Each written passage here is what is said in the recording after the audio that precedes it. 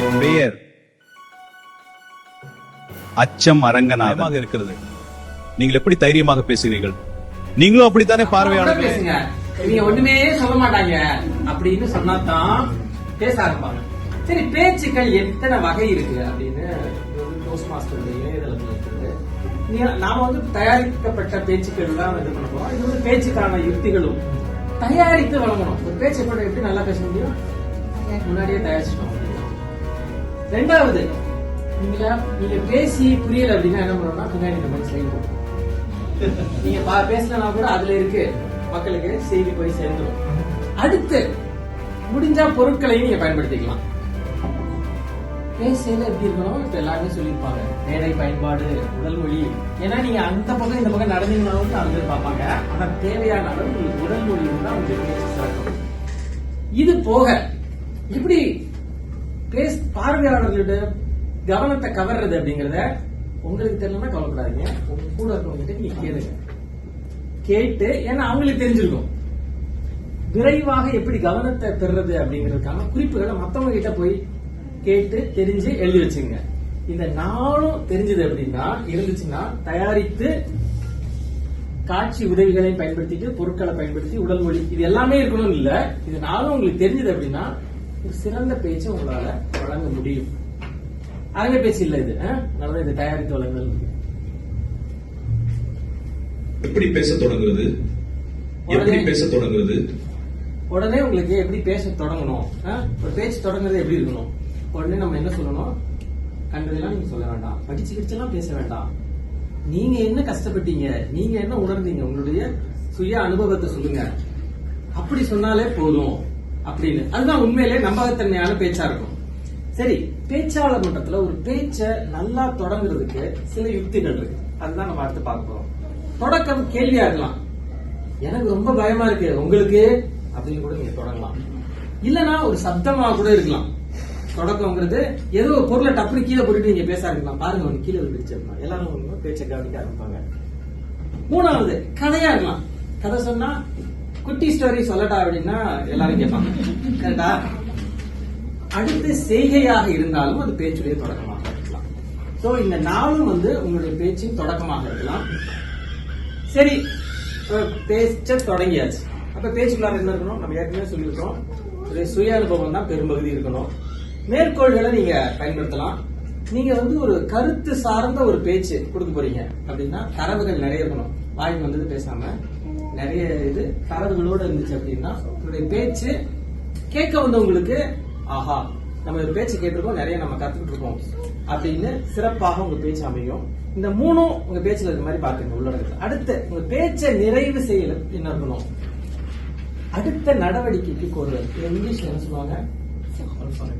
Call for action. இது வந்து கூகுள்ல போட்டு எப்படி காட்டுச்சு. இன்னொரு ஸ்லைட்ல வேற மாதிரி அது மொழிபெயர்த்திருக்கு. செயலுக்கு அழைத்தல் அப்படின்னு இன்னொன்னு கொடுத்திருக்கு. அடுத்து உங்களுடைய பேச்சை வந்து நீங்க சுத்தி சுத்தி பேசுறீங்க, பல உங்க பேச்சு போகுது, பல்ப் ஃபிக்ஷன் மாதிரி போகுது அப்படின்னா சரியா கொண்டு வந்து முடிச்சிடணும். அவர் எங்கேயோ விட்டுட்டு போயிட்டாரு அப்படின்னு இருக்கக்கூடாது. பேச்சு வந்து ஒரு தெளிவான சாராம்சத்தோட முடிஞ்சா நல்லா இருக்கும். பேசி முடிச்சோன்னு என்ன பண்ணணும்? நன்றி சொல்லணும், மேடையை ஒப்படைக்கணும். இப்ப இந்த பேச்சுடைய நிறைவுல இதெல்லாம் இருக்கிற மாதிரி பாத்துக்கணும். உங்க பேச்சு முடிஞ்சோன்னா நீங்க என்ன பேசுனீங்கன்னு தெளிவா தெரியணும். நீங்க அடுத்து அவங்க என்ன பண்ண வைக்கணும் அப்படிங்கிற உங்க பேச்சுல இருக்கணும். மேடைய ஒழுங்கா இல்ல இப்போ சரிங்களா? இதுதான் வந்து டோஸ்ட் மாஸ்டர் பேச்சுக்கள்ல குறைந்தபட்சம் இருக்க வேண்டியது. அடுத்து நம்ம போனோம் அப்படின்னா இப்ப இதெல்லாம் இருக்கணும்னு சொல்லிட்டோம். இதை எப்படி தயாரிக்கிறது அப்படின்னு பேச தயாரிப்பது பரவாயில்ல. இப்ப பேசுறாரு. இப்ப முதல்ல நீங்க பேச்ச தயாரிக்கணும்னா ஒட்டுமொத்தமா பேச்சு எழுதுறதுக்கு முன்னாடி முக்கியமா என்னெல்லாம் நீங்க சொல்ல போறீங்க அப்படிங்கறத கருத்துக்களை எழுதி வச்சுக்கணும். கண்ணாடி முன்னாடி பேசுறது இது எல்லாரும் சொல்லியிருப்பாங்க. நீங்க கண்ணாடி முன்னாடி நின்று பேசினாலும் சரி, இல்ல உங்க நண்பர்கள் முன்னாடி நின்று பேசினாலும் சரி, குறிப்புகளை எழுதி வச்சுட்டு நீங்க பேச ஆரம்பிச்சீங்கன்னா அதுக்கப்புறம் நீங்க கொஞ்சம் கொஞ்சமா முழு பேச்சு எழுதலாம். டோஸ்ட் மாஸ்டர்ஸ்ல உங்கள் பேச்சை எழுதுவது எப்படி அப்படின்னு ஒரு எழுதி பேசுங்கன்னு ஒரு திட்டம் இருக்கு. ரைட் யுவர் ஸ்பீச் அப்படின்னு ஒரு திட்டம் இருக்கு. அது எல்லா பாதையிலும் இருக்கான்னு தெரியல, ஆனா ஒரு சில பாதைகள்ல இருக்கு. இப்ப பேச்சை நீங்க எழுதிட்டு தான் பேசணும் அப்படிங்கிறது. அடுத்து இப்ப உங்க பேச்சு எப்படி எல்லாம் இருக்கலாம் அப்படின்னா, தயாரிப்பு கீழே ஒழுங்கமைக்கணும். ஒரு சரியான தொடக்கம் இருக்கணும், எடுப்பு தொடுப்பு முடிக்கணும், ஒரு சரியான தொடக்கம் இருக்கணும். அதை நீங்க எப்படி தொடர்றீங்கன்றது இருக்கணும், எப்படி நீங்க நிறைவு செய்றீங்கன்றது இருக்கணும். ஒத்திகை பாத்துங்க. அடுத்து உங்கள் பேச்சை முதல்ல பாத்துங்க. டோஸ்ட் மாஸ்டர் இது முக்கியமானது. ஏன்னா காலம் பொன் போன்றது டோஸ்ட் மாஸ்டர் பொறுத்தவரை. அதனால டைமர் வச்சுங்க. நீங்க பயிற்சி எடுக்கையிலேயே உங்க ஒரு கடிகாரத்தை பார்த்துக்கிட்டு பயிற்சி எடுத்துங்க. இப்ப இதுதான் மேடை அப்படின்னு தெரிஞ்சுன்னு வச்சுங்க. முதல்ல மேடையை தெரிஞ்சுங்க. நீங்க எந்த மேடைக்கு ஏற போறீங்க? ஏன்னா டோஸ்ட் மாஸ்டர் இணையதளத்துக்கு போய் பார்த்தா அவங்க சொல்லியிருக்காங்க, நீங்க எந்த மேடைக்கு போக போறீங்க, அந்த மேடையில எங்க படி இருக்கு, எப்படி ஏறணும், எப்படி இறங்கணும், இது எல்லாத்தையுமே முதல்ல தெரிஞ்சு வச்சுங்க. உங்க பேச்சு நீங்க ஒரு மேடையில வழங்க போறீங்க அப்படின்னா, ஒரு மேடையில ஒரு பேச்சு வழங்கணும்னா அந்த மேடையை தெரிந்து கொள்வது அந்த பேச்சை சிறப்பாக அமைப்பதற்கு ஒரு பெரிய இதுவா இருக்கும். அடுத்து நீங்க ஒரு உங்களுக்கு வசதியான உடையை அணிவித்துக் கொள்ளுங்கள். நீங்க அதை போட்டுங்க. ஆனா அது ஒரு தொழில் முறையான பேச்சாளருக்கான உடையா இருக்கு மாதிரி பாத்துங்க. நீங்க இப்ப வேட்டி சட்டை போட்டீங்கன்னா போட்டுக்கலாம், கோட்டு போட்டீங்கன்னா போட்டுக்கலாம். அது பார்க்கையில ஒரு நல்ல கண்ணியமான ஒரு பேச்சாளர் பேச வந்திருக்கா அப்படிங்கிற தோற்றத்தை உருவாக்குறது மாதிரி இருக்கணும். அடுத்து நாம எனக்கு பேசுறது ரொம்ப கடினம் அப்படின்னு நான் நிறைய காட்சி உதவிகள் தயார் பண்ணிட்டேன். ஆனா அதுக்கும் என் பேச்சுக்கும் தொடர்பு இல்லாமலோ, அல்லது அதுதான் வேலை எல்லாமே பார்த்துட்டு இருக்கு, என் பேச்சு பெருசா வேலை பார்க்கல அப்படின்னாலோ அது சரியில்லை.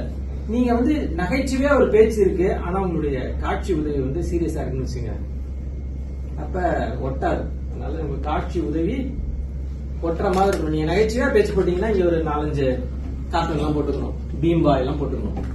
போட்டுக்கிட்டீங்கன்னா அதுக்கு ஏற்ற மாதிரி இருக்கும். அதனால உங்களுடைய பேச்சு துணிக்கு ஏற்ற மாதிரி ஒரு காட்சி உதவியுடைய அந்த டோன் இருக்க மாதிரி பாத்துங்க.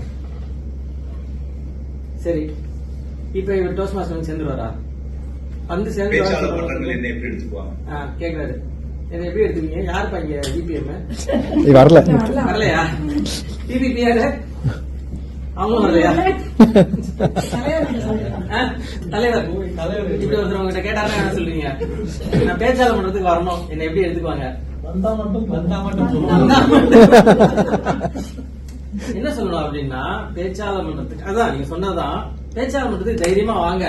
ஏன்னா பேச்சாளர் மன்றம் அப்படிங்கிறது புதியவர்களை ரொம்ப வரவேற்கும். குறிப்பா நீங்க தப்பு பண்ணி பண்ணி பண்ணி கத்துக்கலாம் நிறைய. நீங்க பயப்படவே வேணாம், நீங்க என்ன வேணாலும் பேசலாம், உங்களுக்கு உதவுறது தான் சொல்லணும். அதுதான் பேச்சாளர் மன்றம். இது நீங்க அவரை மிரட்ட வேண்டாம். ஆனா இது இங்க இருக்க எல்லாருக்குமே தெரிஞ்சிருக்கும். பேச்சாளர் மன்றத்துக்குள்ள வந்தோன்னு அவருக்கு தெரிஞ்சிடும். பேச்சாளர் மன்றத்துல இத்தனை பாதைகள் இருக்கு. இந்த பாதைகள்ல நீங்க பாத்தீங்கன்னா மிக முக்கியமா அவங்க இந்த 5 தான் உங்களுக்கு கொண்டு வர முயற்சி பண்றாங்க. நீங்க எப்படி பொது மேடைகள்ல பேசுவீங்க, எப்படி இன்னொருத்தரோட பேசுவீங்க, ஒருத்தருக்கு ஒருத்தர் எப்படி பேசுவீங்க, எப்படி ஒரு தலைமைத்துவம் உங்களுக்கு கிடைக்கும், மேலாண்மை, அப்புறம் எவ்வளவு தூரத்துக்கு தன்னம்பிக்கையோட பேசுவீங்க. இந்த 11 பாதைகளையும் இந்த 5 இருக்கும். அது கொஞ்சம் கொஞ்சம் மாறும், கூடும். சிலதுல இதுல இந்த 5ல நீங்க பாத்தீங்கன்னா என்ன இருக்கு அப்படிங்கிறது அந்தந்த பாதைகளுக்கு எதிர் தெரியும். உங்களுக்கு என்ன தேவை இதுல அப்படிங்கறத பார்த்து தேர்ந்தெடுத்துக்கலாம். இதெல்லாம் யார் பண்ணணும்? ஒருத்தர் சேர்ந்துட்டாருன்னா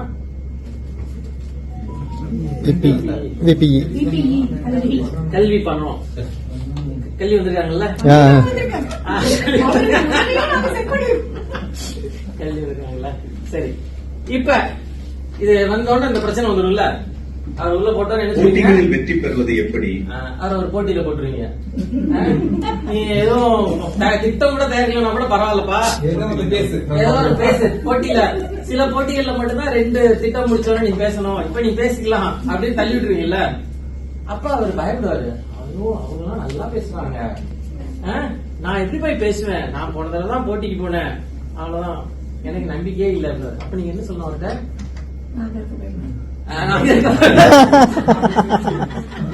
அவர்கிட்ட என்ன சொல்லுங்கன்னா, நம்புறீங்களோ நம்பலையோ அப்படிதான் சொல்லணும். மத்தவங்களோட நீங்க ஒப்பிடாதீங்க. நீங்க தனித்துவமான ஆள். நீங்க என்ன எப்படி உங்களை மேம்படுத்திக்கணும்னா, உங்க பழைய பேச்சுல இருந்து அடுத்த பேச்சு இன்னும் சிறப்பா இருக்கணும். அப்புறம் உங்களுக்கு ஒரு தனித்தன்மை இருக்கும். நீங்க அடுத்தவங்களோட ஒப்பிடுறீங்க, உங்களை அவங்க பேசுறத விட நீங்க பெரிய பேச்சாளர் ஆவீங்க. அதான் அவர் சொல்லணும் நீங்க. சரிங்களா? உண்மையில் அதுதான் ஒரு சிறந்த பேச்சாளர் எப்படி தன்னை உருவாக்கிக்கிறார் அப்படின்னா, அவருக்குன்னு ஒரு நடை இருக்கு, அவருக்குன்னு ஒரு பேச்சு நடை இருக்கு. அவர் இன்னொருத்தரை பார்த்து பேசணும்னு இது இல்ல, அவருடைய நடையை புரிஞ்சுக்கிட்டு அதுல என்னெல்லாம் மேம்படுத்தணும் அப்படின்னு மத்தவங்க சொல்ற கருத்துக்களையும் அவர் உணர்ந்த கருத்துக்களையும் வைத்துக்கொண்டு அவர் செயல்பட்டாதான் அவர் ஒரு சிறந்த பேச்சாளர் ஆவார். இல்லைன்னா அவர் மத்தவங்களோட ஒப்பிட்டு மத்தவங்களுடைய நகலா தான் அவர் மாறுவார்.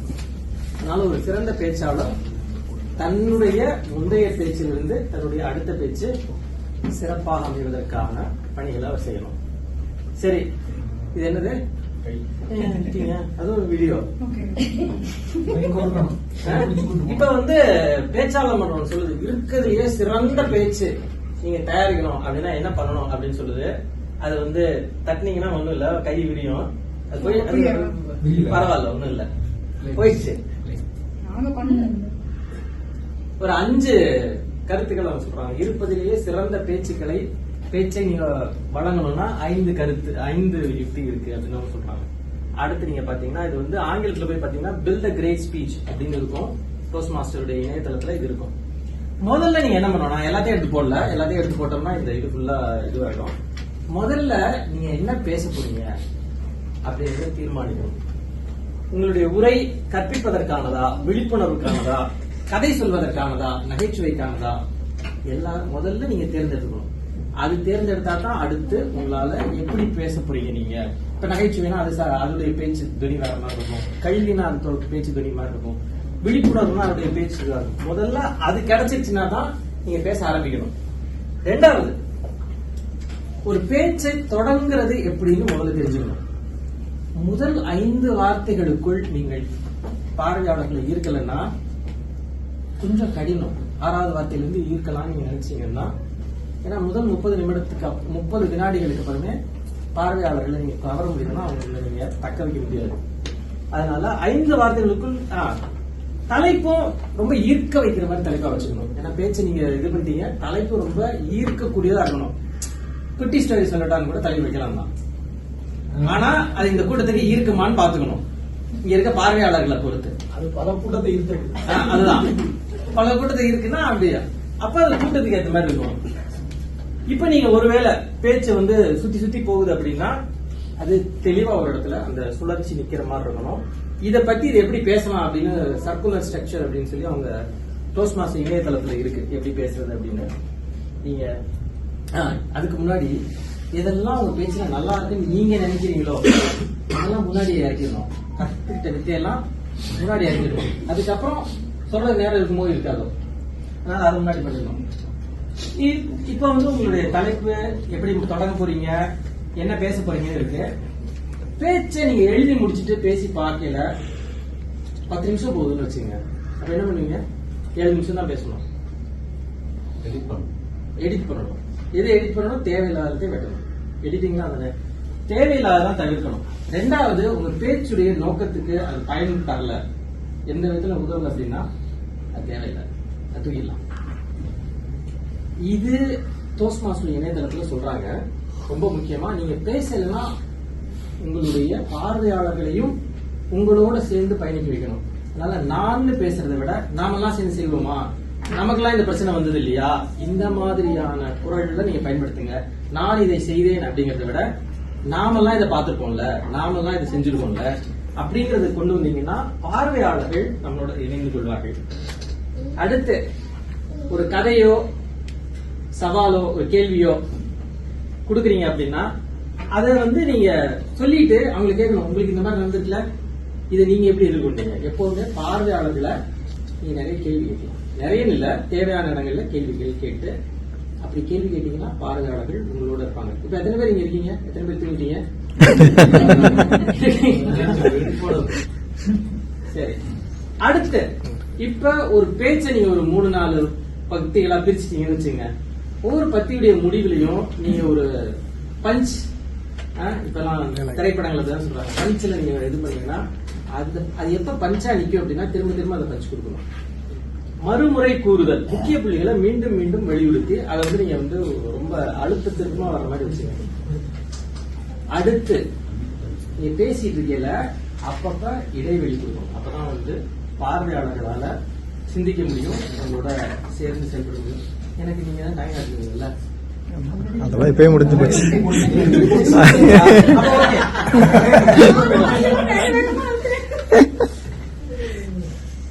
நீங்க வந்து பேப்பரை பார்த்து படிக்க முடியாது. அதனால ஏற்கனவே படிச்சு வச்சுட்டு வாங்க. ரொம்ப மறக்கவே கூடாது. என்னன்னா கடைசியா நீங்க சொல்லக்கூடிய கால் டு ஆக்ஷன் வந்து அடுத்து அது கேள்வியெல்லாம் முடிஞ்சவங்க யாருக்காவது வணக்கம், என் கேள்விகள் முடிஞ்சது. உங்களுக்கு நன்றி. அச்சமரங்கனார். கேள்விப்பா வணக்கம், என் கேள்விகள் முடிஞ்சது. உங்களுக்கு அவங்ககிட்ட டைம் இல்லையா?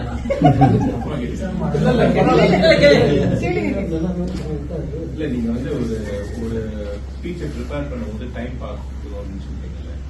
இப்ப நான் வந்து 7 minutes 30 seconds வரைக்கும் நான் வந்து ஒரு ஸ்பீச்சை பேசுறேன். அப்ப நான் தயாரிக்கும் போது எவ்வளவு நேரம் நான் வந்து தயாரிக்கணும் ஸ்பீச்?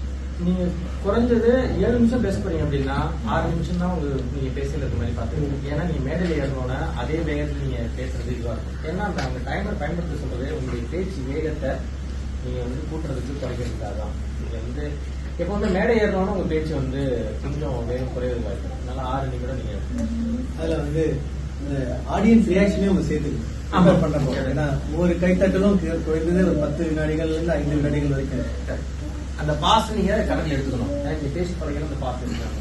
6 minutes வரைக்கும் நம்ம prepare பண்ணணும். ரெண்டாவது கேள்வி, இப்ப வந்து தேவையில்லாததெல்லாம் கட் பண்ணிடுங்க அப்படின்னு சொன்னீங்கல்ல. இதை நான் தேவையில்லாதது நான் எப்படி அதை கணிக்கிறேன்?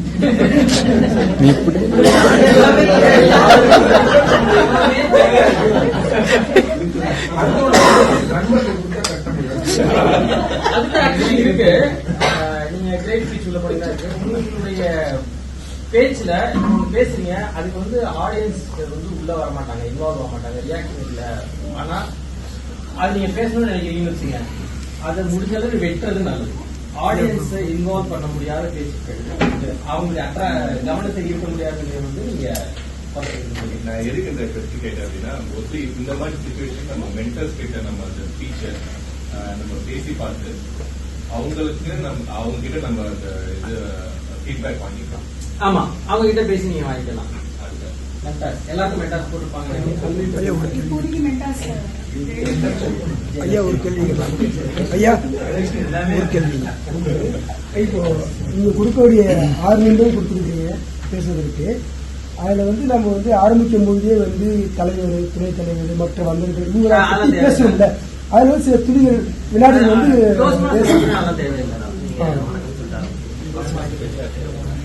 இது சொன்னது எல்லாமே டோஸ்ட் மாஸ்டர் பேச்சு. உங்களுக்கு தமிழ் இலக்கிய மேடைகள் பேச்சுங்கிறது கொஞ்சம் வேற மாதிரி. வேற கேள்விகள்? முதல்ல கருத்துல நான் பூர்ணாவுக்கு நன்றி சொல்லிடுறேன். அச்ச மரங்களை உருவாக்குறது பூர்ணா தான்.